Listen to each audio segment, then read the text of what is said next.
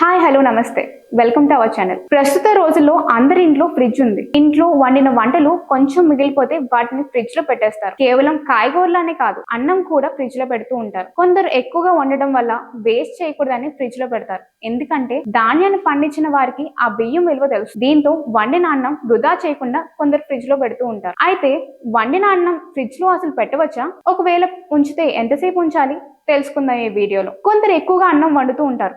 తక్కువ అయితే ఆకలితో ఉండాల్సి వస్తుందని ఎక్కువగా వండుతూ ఉంటారు. ఆహారం వృధా కాకూడదని ఫ్రిడ్జ్ లో పెడుతూ ఉంటారు. అయితే వండిన అన్నం ఫ్రిడ్జ్ లో ఉంచకూడదని అందరూ అంటుంటారు. కానీ వండిన అన్నం ఫ్రిడ్జ్ లో పెట్టవచ్చని నిపుణులు చెప్తున్నారు. అయితే ఎక్కువ రోజులు ఉంచకూడదు. కేవలం ఒక్క రోజు మాత్రమే ఫ్రిడ్జ్ లో అన్నం నిల్వ చేయవచ్చు. ఫ్రిడ్జ్ నుంచి తీసిన తర్వాత కొందరు వేడి చేయకుండా తినేస్తూ ఉంటారు.